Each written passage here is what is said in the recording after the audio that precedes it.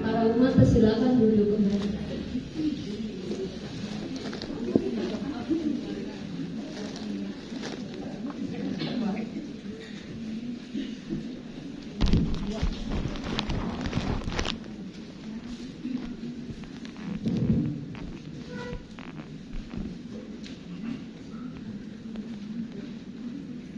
Namo tassa bhagavato arahato sama sambuddhassa. Namo tassa bhagavato arahato sama sambuddhassa. Namo tassa bhagavato arahato sama sambuddhassa. Kalena dana sawana etam manggala utama. Artinya, terpujilah Sang Bhagawa yang Maha Suci, yang telah mencapai peperangan sempurna. Terpujilah Sang Bhagawa yang Maha Suci, yang telah mencapai penerangan sempurna. Terpujilah Sang Bhagawa yang Maha Suci, yang telah mencapai penerangan sempurna. Mendengarkan dharma pada saat yang tepat, itulah berkah utama. Selamat malam, Ramani, Bapak Ibu yang saya hormati dan yang saya banggakan, pimpinan kebaktian. Saya barusan dengar dari samping. Saya kesini sudah sering kali, sering banget ngantar istri saya ceramah. Tapi pada malam hari ini saya sangat bangga loh, kontol. Bocah Paritan luar biasa, tepuk tangan. Sudah benar. Tadi saya diperkenalkan oleh pimpinan kebaktian bahwa nama saya Rudi Raharjo. Cuma Romo Rudi kan banyak ya di Tridharma. Perkenalkan, nama saya memang Rudi Raharjo, tapi sering dipanggilnya Aan. Jadi panggil ke Romo Aan ya. Selamat malam nih Bapak Ibu, nama budaya ya. Saya dari Cilegon. Jauh ya. Cuma demi Tridharma, hujan, panas, gaspol aja ya Pak ya. Saya juga bangga di sini ada Pak Ketua Budi Koswanda ya. Juga sudah hadir di sini, luar biasa ini. Oh iya, topik pada malam hari ini saya bingung ditanya topiknya apa. Saya tanya ini apa namanya, pemuda apa umum? Katanya campur, ada pemuda, ada yang tua-tua juga ya. Waduh, luar biasa lah kalau di Dharmapala. Saya kagum bahwa pemuda dan majelis bisa kolaborasi. Gimana tuh Pak Budi? Bisa begitu tuh? Apa Pak Budi? Bagus itu Romo. Iya, bagus sekali. Kemudian saya juga, ini bawain paritanya pun cantik, bagus. Nggak seperti 10 tahun yang lalu ya. Jadi nadanya itu, kalau dulu nadanya itu buta nada kalau saya bilang. Tapi kalau sekarang luar biasa cantik. Ya, pada malam hari ini saya akan membawakan tema, kebetulan ini juga menjelang Imlek. Saya membawakan tema bakti kepada orang tua. Di sini saya yakin sih umat dari Wihara Dharmapala semuanya sayang kepada papa mama ya. Semuanya ya. Yang nggak sayang papa mama angkat tangan dong. Ya udah sepuh, encim-encim di sini ada encim pun pasti ingat tentang orang tua. Nah, menjelang Imlek ini saya akan bawakan tema tentang bakti kepada orang tua. Saya akan bercerita sedikit bahwa pada zaman Sang Buddha berkelana saat itu, nah itu dia berjalan di Taman Anatapindika. di negeri Serawasti. Pada waktu berkelana ini, oh iya, Taman Anatapindika itu taman apa sih? Di situ ada seorang kaya ya. Nama aslinya Sudati, tapi disebut dengan Anatapindika. Beliau adalah seorang bankir, orang kaya. Dia yang penyokong untuk Buddha dan para biku, penyokong. Dia berjalan di sebuah taman. Tiba-tiba, karena Sang Buddha pasti yang paling pertama, Sang Buddha melihat ada tulang belulang berserakan. Sang Buddha langsung dia sujud bernamaskara, dia menyembah kumpulan daripada tulang. Nah, saat itu ada rombongan ini, Sang Buddha membawa murid utamanya. Ada yang tahu siapa nama muridnya? Yang Arya Ananda. Sang Buddha punya murid 10, tapi satu murid yang ini luar biasa, Biku Ananda ini. Biku Ananda ini beliau mampu mengingat khotbah Sang Buddha. Beliau luar biasa.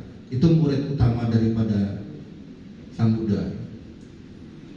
Begitu melihat Sang Buddha bernamaskara, kemudian sujud, bingung ini. Kok guru saya, junjungan saya yaitu Buddha Gautama ini, kok hanya tulang dia sujud? Dia bertanya, "Guru, kenapa kok sujud kepada tulang?" Apa jawabannya Bapak Ibu? Bahwasanya kalian tahu nggak, tulang-tulang yang itu, kumpulan itu, mungkin aja ada leluhur kita. Mungkin yang di sana kakek kita, nenek kita.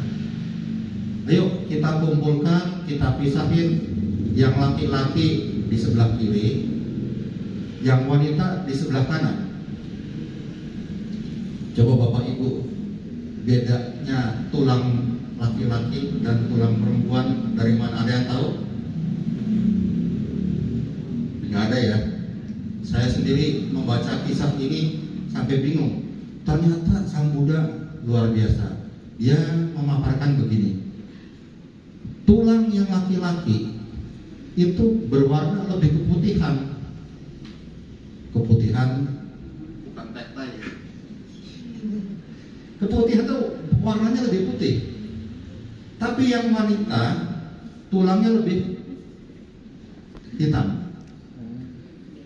Kemudian si tulang yang laki-laki kalau diangkatnya warnanya putih, tapi dia masanya lebih berat dibanding yang perempuan. Nah, Ananda bertanya lagi, mohon petunjuk Guru, kok bisa tulang manusia ini dibedakan, ada yang putih dan ada yang hitam, yang agak kehitaman pasti wanita. Jawabannya demikian,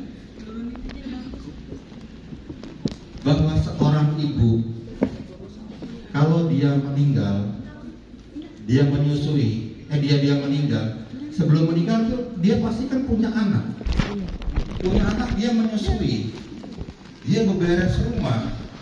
Nah makanya apa sih kata Sang Buddha? Kalau bayi itu menyusu, yang dihisap bukan air susu biasa loh, itu darah seorang ibu, darah.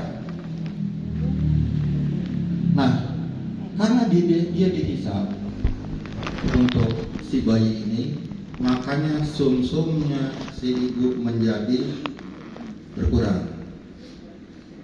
Kemudian Ananda bertanya lagi,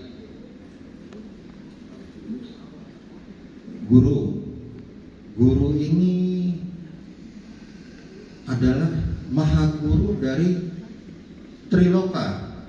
Tri itu 3, loka itu adalah dunia. Guru ini hanya itu nggak tahu siapa, kenapa kita sembah.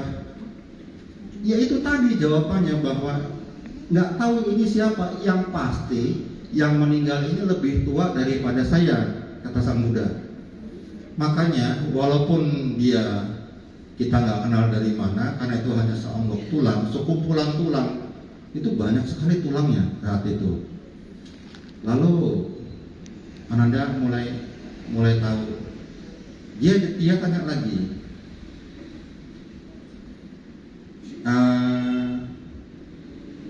bagaimanakah kalau tadi Sang Buddha bilang seorang ibu menyusui kepada anaknya, berarti dia mengorbankan dirinya untuk memberikan darah yang di tubuhnya. Bagaimanakah bisa membalas budi kepada ibu, kepada ayah? Sang Buddha menarik napas, dia bilang begini, kalau kita kenal sekarang, Pak Ketua, kalau orang hamil, wanita hamil, kalau sekarang itu berapa bulan sih lahir biasa? 9 bulan. 9 bulan 10 hari ya? Iya. Tapi zaman dulu itu 10 bulan. Zaman dulunya. Dan zaman dulu itu manusia usianya panjang-panjang, betul ya Bapak Ibu ya? Ada yang cepet, ada yang 110. Usia kandungannya pun panjang. Jadi setiap 100 tahun umur manusia berkurang 1. Yang tadinya 100 menjadi 99. 100 tahun yang akan datang lagi menjadi 98. Sekarang umur manusia udah kalau 80 tahun aja udah bonus ya Cik ya. 80 ya. Nah, usia kandungan zaman dulu itu 10 bulan Bapak Ibu. Nah, yang pertama Sang Buddha bilang bahwa ibu yang telah menikah di bulan pertama mengalami perubahan dalam tubuhnya. Antara lain nih, ibu-ibu apa nih? Perubahan. Yang pasti menstruasi berhenti. Yang pasti ya, setelah hamil. Kemudian yang kedua, biasanya karena ada janin di dalam tubuh, Perutnya gendut. gendut terakhir. Oh, terakhir mau. Tapi biasanya begitu ada benda asing di dalam rahimnya, pasti biasanya 90% adalah mual, betul ya? Mual-mual ya. Kadang-kadang dia cium bau suaminya aja, apa nih baunya kok kayak begini? Pergi. Baunya nggak enak. Ada yang seperti itu loh. Kemudian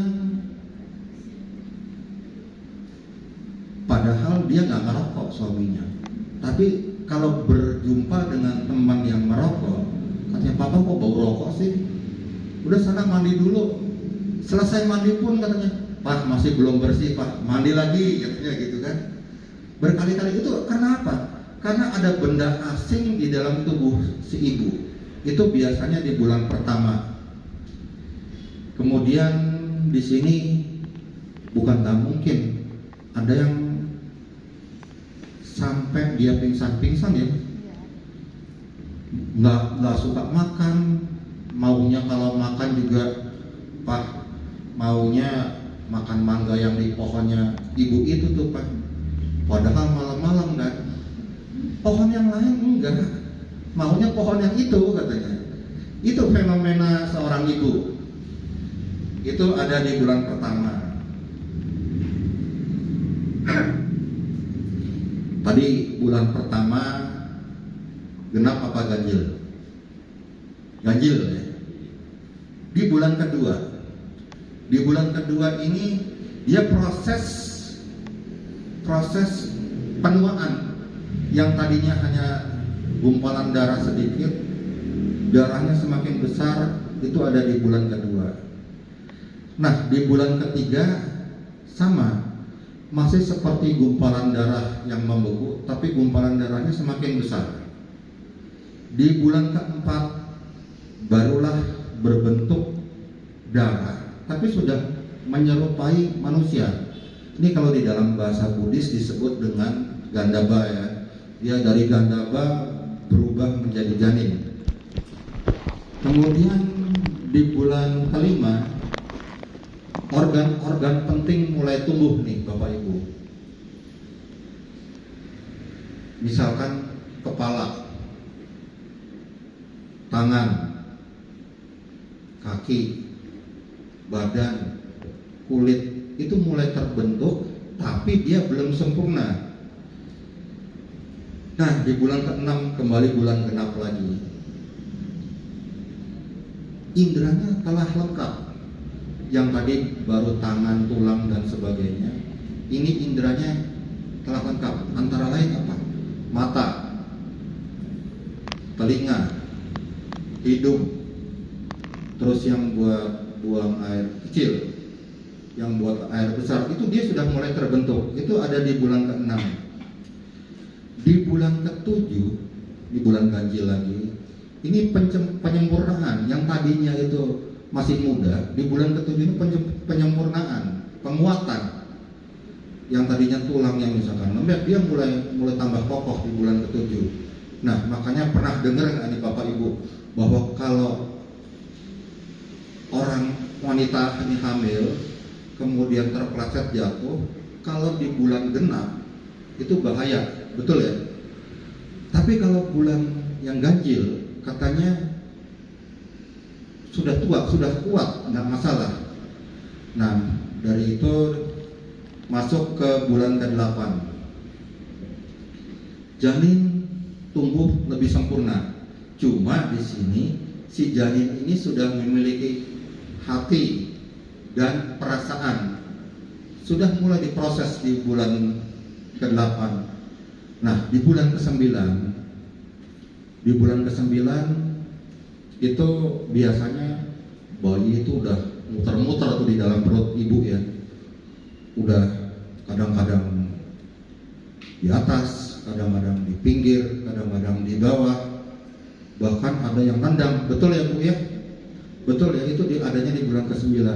Nah, lewat dari bulan 9 memasuki bulan ke-10, mulailah dia ada yang nonjok, dia berusaha pengen keluar, sehingga di bulan ke-10 itulah si jabang bayi lahir. Kemudian Ananda bertanya lagi, dari yang obrolan Sang Buddha, lalu peran ayah apa? Tadi kan hanya ibu.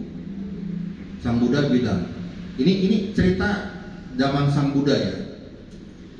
Kalau sekarang tentunya ibu-ibu banyak yang sebagai businesswoman ya, betul ya Cik ya. Tapi zaman dulu yang namanya pekerja adalah laki-laki. Ibu itu hanya di rumah mengurus keluarga, membersihkan rumah tangga, kayak tempat tidur, rumah, dan sebagainya. Suami yang mencari kerja. Nah, si Ananda manggut-manggut. Oh, demikian ya Buddha. Iya. Nah, lalu kita sebagai anak, budi besar sang ibu itu apa aja sih? Bukan cuma semasa kehamilan ya. Sang Buddha menjawab demikian, Ananda, yang pertama bahwa tadi sang ibu hamil selama 10 bulan. Yang kedua, di saat ibu ini masa hamil, dia tersiksa loh, baik selama masa hamil sampai melahirkan. Saya awalnya saya nggak peduli peran saya pribadi ya. Saya pribadi awalnya nggak peduli perempuan itu kayak apa sih. Ini kebetulan yang di sini Ramani ini adalah istri saya. Saat anak pertama, saya disuruh masuk sama dokter waktu mau melahirkan. Pak, putranya mau lahir, Bapak masuk aja ke dalam. Saya bilang, Dok, udah situ kan tugas dokter ya. Saya sebagai suami taunya anak saya lahir selamat. Yang kedua nih Dok, saya kalau melihat darah nggak kuat. Saya bilang alasan begitu. Ya udah, Bapak tunggu di luar aja, kalau nggak keluar nggak tahan lihat darah. Akhirnya anak saya yang pertama lahir dengan selamat, laki-laki, sehat, bagus. Nah kemudian, tapi kan saya nggak pernah lihat. Di saat yang kedua, selama masa hamil, saya sering ngobrol dengan teman-teman. Woi, lo kalau bisa saat istri ngelahirin ada di sebelahnya, lo biar tahu bahwa mama itu perjuangannya luar biasa lo. Ya deh, anak yang kedua Omi Tohut ya, Bapak Ibu, saya melihat istri saya saat itu, aduh, kayaknya seperti ditusuk-tusuk sama jarum ya. Sebentar bayi itu muter ke sini, muter lagi, muter, mules. Istri saya tanya, Pak, udah bukaan berapa? Bukaan apanya?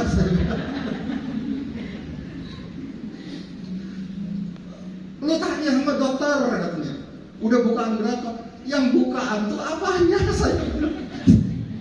Saya nggak tahu kok Budi. Yang namanya pertama, anak kedua ini nggak tahu yang disebut bukaan. Lalu saya tanya, sus, istri saya tanya, udah bukaan berapa?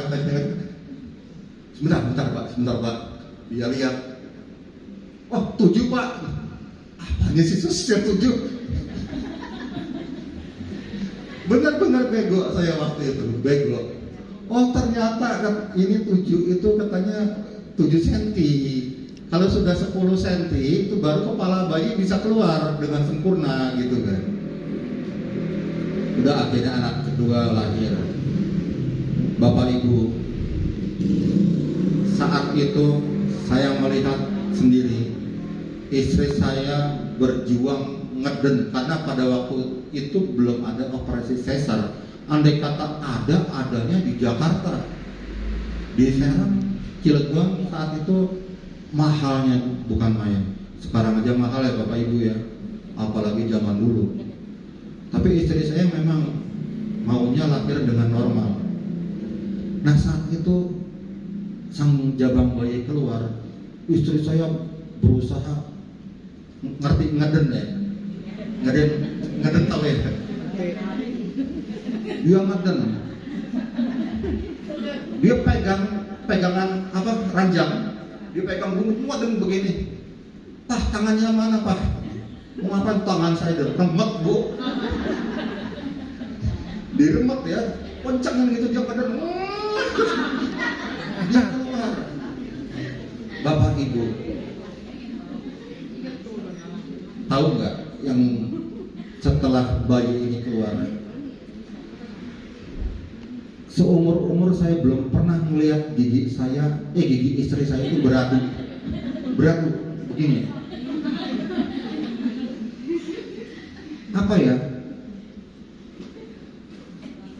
Karena berjuang untuk mengeluarkan bayinya sehingga dia tuh deredak tahu ya, gemetar derodok gitu. Dia menggigil. Wah, ini nih saya bilang. Ini yang kata teman saya nih, lu harus lihat perjuangan seorang ibu. Omi Tohut, saya melihat. Sedari itu saya melihat anak yang kedua ini, saya semakin sayang sama istri saya loh.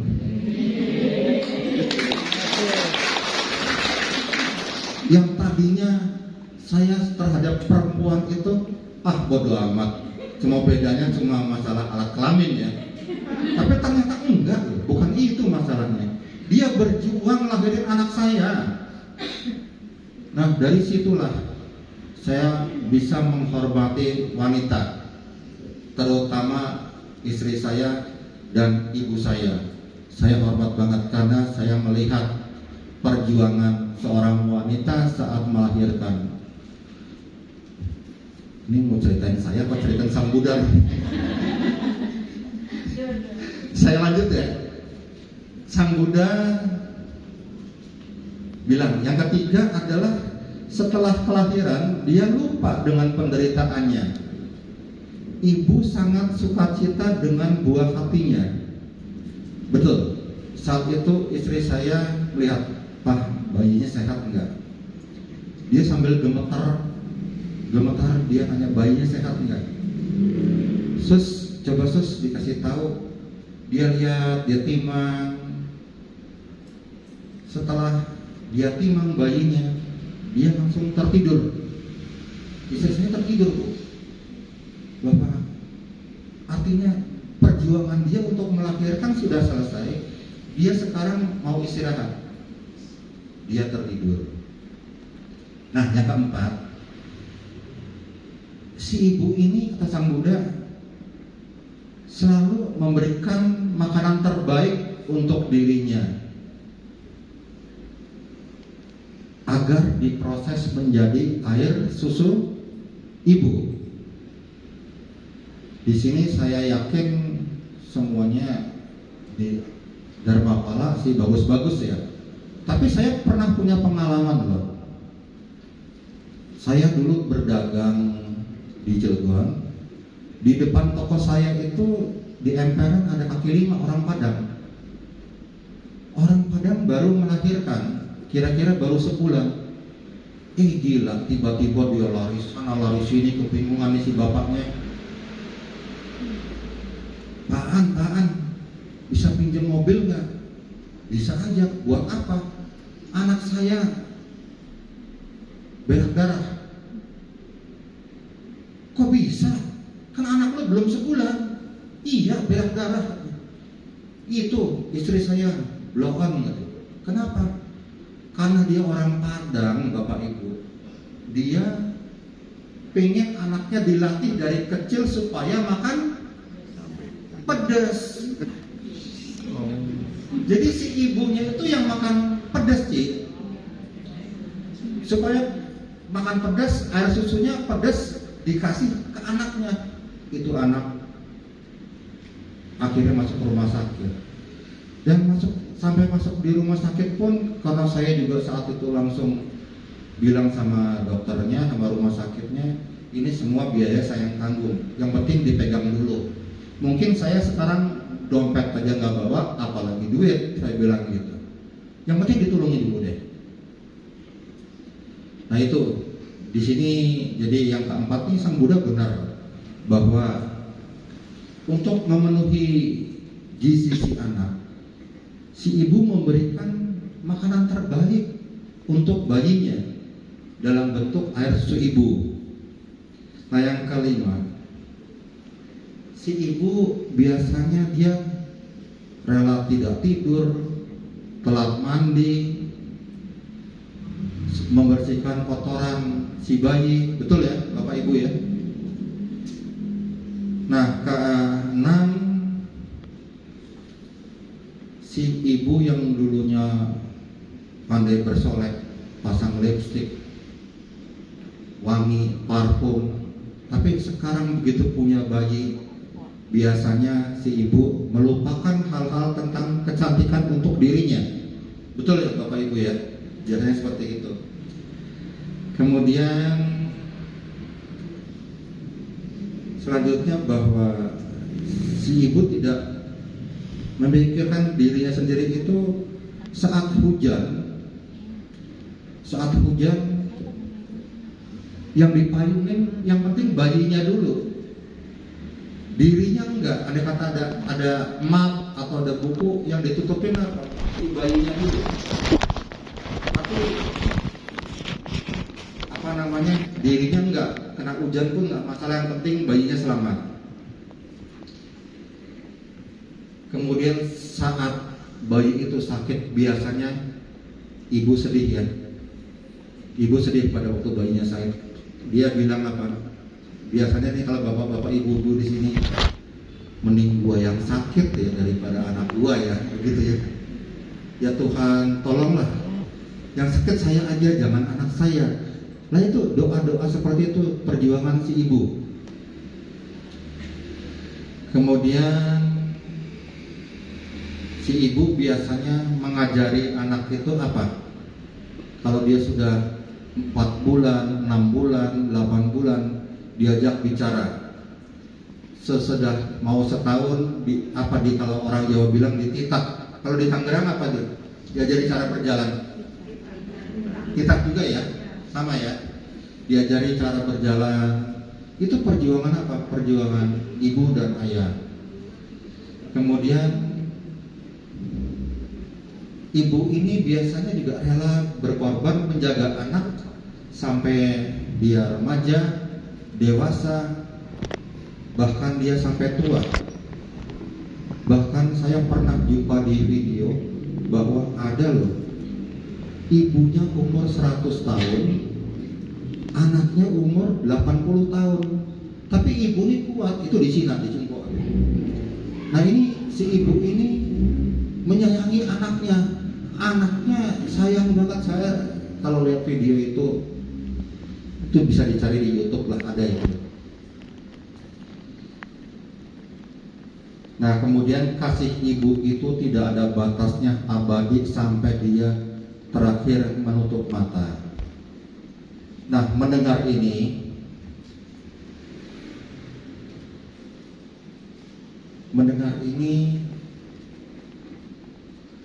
Biku Ananda terdiam terbengong.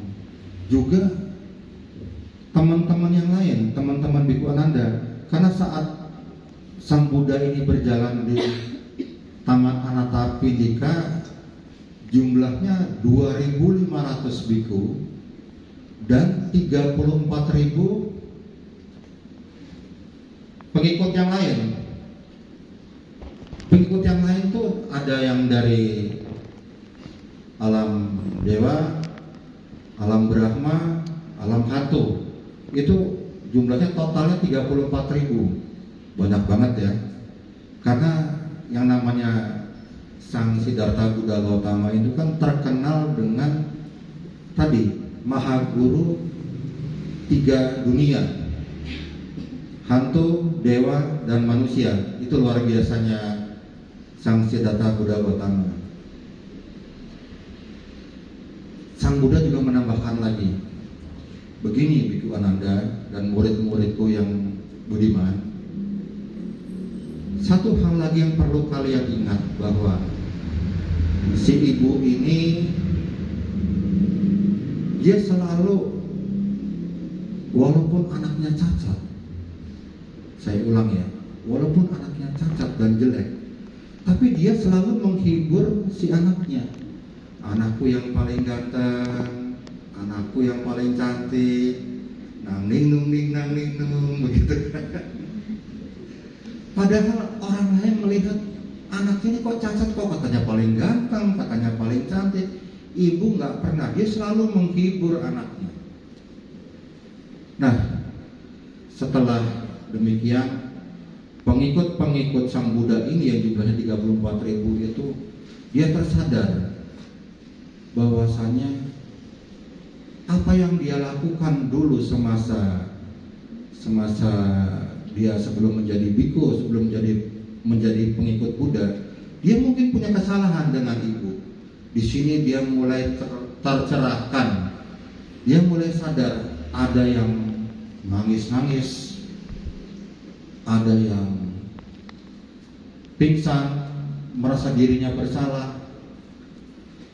Nah itu fenomena setelah Sang Siddhartha Buddha Gautama menceritakan tentang kehebatan budi baik daripada ibu. Lalu Biku Ananda bertanya lagi, Sang Buddha, kalau demikian, bagaimana saya bisa membalas budi kepada orang tua saya, kepada bapak saya, kepada ibu saya?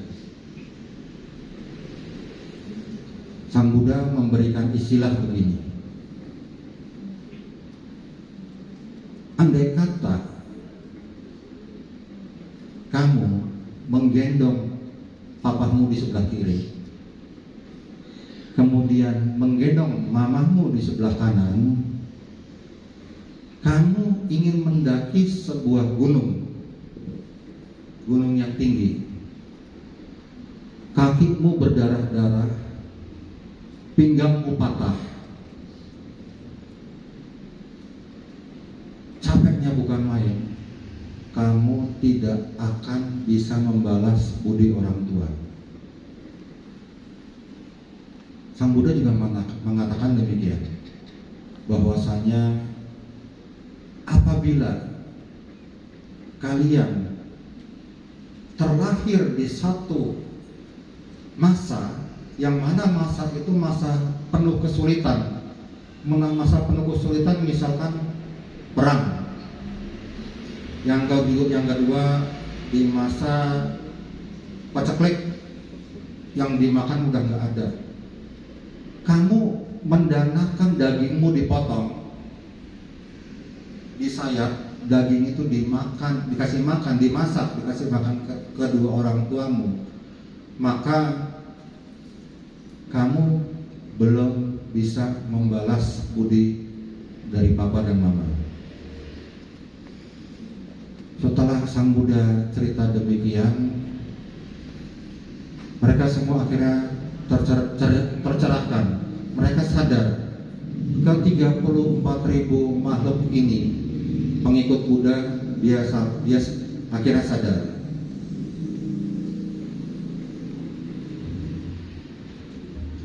Lalu kemudian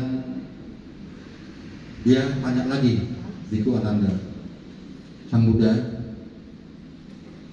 tugas anak kepada orang tua atau bakti kepada orang tua itu apa aja sih? Yang pertama adalah, Sang Buddha berkata, menjaga nama baik keluarga, yaitu etika dan moral. Ada 4 ini semuanya ada di Pancasila Buddhis, kecuali yang kelima. Yang kelima kan dia berusaha menghindari makanan atau minuman yang memabukkan. Yang pertama tuh dia tidak membunuh. Yang kedua, dia tidak berbohong, tidak mencuri, dan tidak berzina. Ini Sang Buddha mengatakan yang pertama adalah menjaga nama baik keluarga, menjaganya adalah etika dan moral.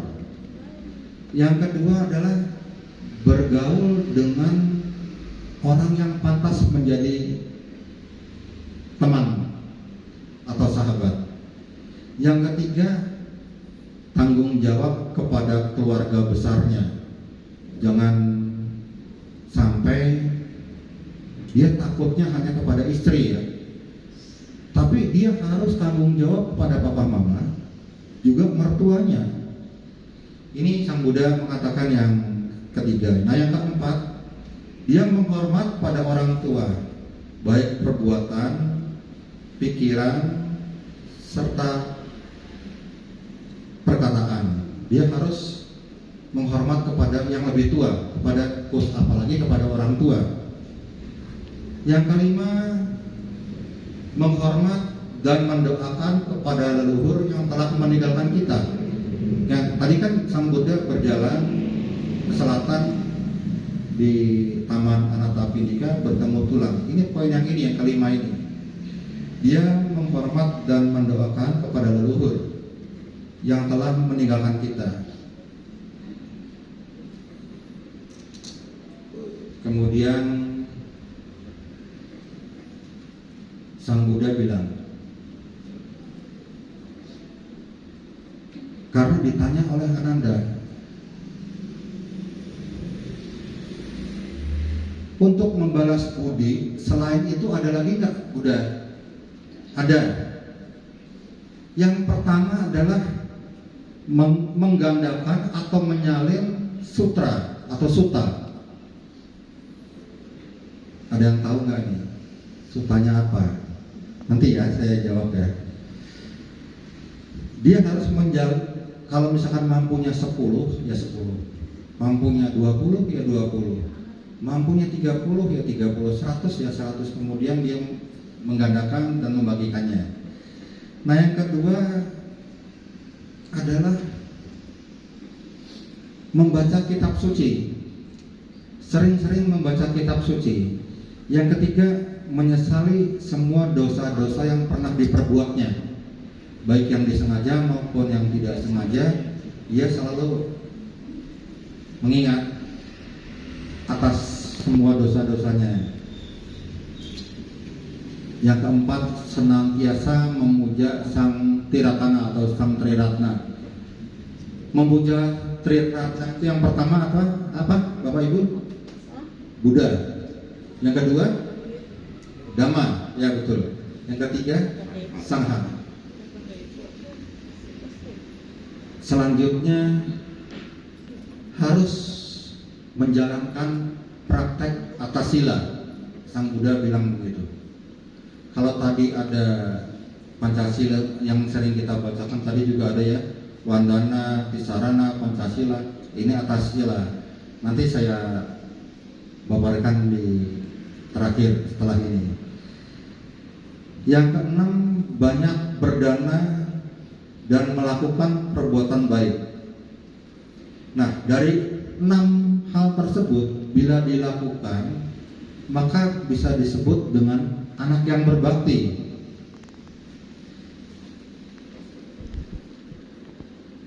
Orang yang tidak berbakti pada orang tua, bila dia meninggal akan jatuh di neraka Awiji atau lautan api. Kalau dia tidak berbakti pada orang tua, dia akan jatuh ke neraka Awiji. Untuk itu, para murid-muridku, kata Sang Buddha, catatlah sutra ini, yaitu Sigalowada Sutta. Sigalowada Sutta ini adalah sebuah khotbah Sang Buddha yang berisi nasihat tentang etika dan kewajiban anak kepada orang tua. Sigalowada Sutta ini juga dia menjelaskan tentang perbuatan jahat yang harus dihindari dan perbuatan baik yang harus dilakukan. Itulah Sigalowada Sutta. Nah, kemudian sampai di sini paham ya Bapak Ibu ya? Paham ya? Kemudian kita belok sedikit nih. Beloknya ke agama Konghucu. Sama nggak sih Bapak Ibu agama Konghucu dengan agama Buddha? Kan kita trinabi ya, Buddha, Konghucu, dan Locu. Di dalam Konghucu, konsep baktinya itu disebut dengan Xiao. Nah, Xiao ini mencakup, pertama adalah rasa hormat kepada orang tua. Yang kedua, kepatuhan kepada orang tua. Yang ketiga, perawatan kepada orang tua. Nah, yang terakhir, penghormatan terhadap leluhur. Jadi kalau kita komparasi atau perbandingkan antara sabda Sang Buddha dan Konghucu, ini nggak jauh beda ya, intinya sama ya, sama. Kemudian contoh perilaku Xiao yang dapat dilakukan adalah pertama, membantu pekerjaan orang tua. Yang kedua, berdoa, belajar dengan rajin.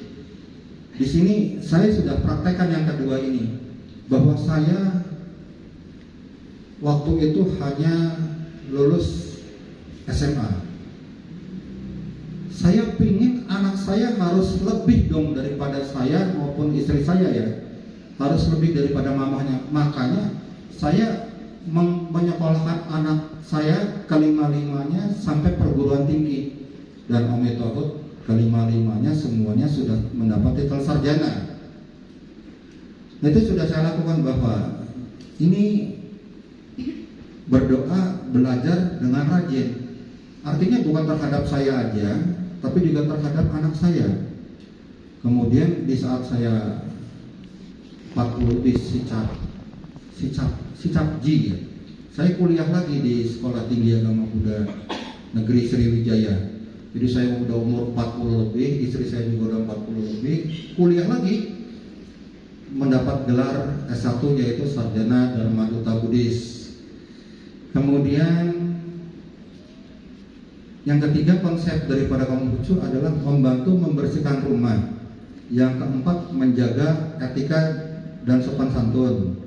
Kelima, menjaga tubuh dengan merawat dan bertindak hati-hati.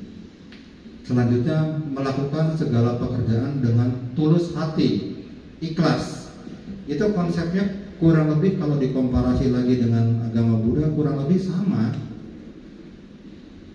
Nah, yang mungkin Bapak Ibu belum tahu tentang konsep daripada Konghucu di sini adalah agama Konghucu itu dia punya prinsip bottom up, pendekatannya secara bottom up.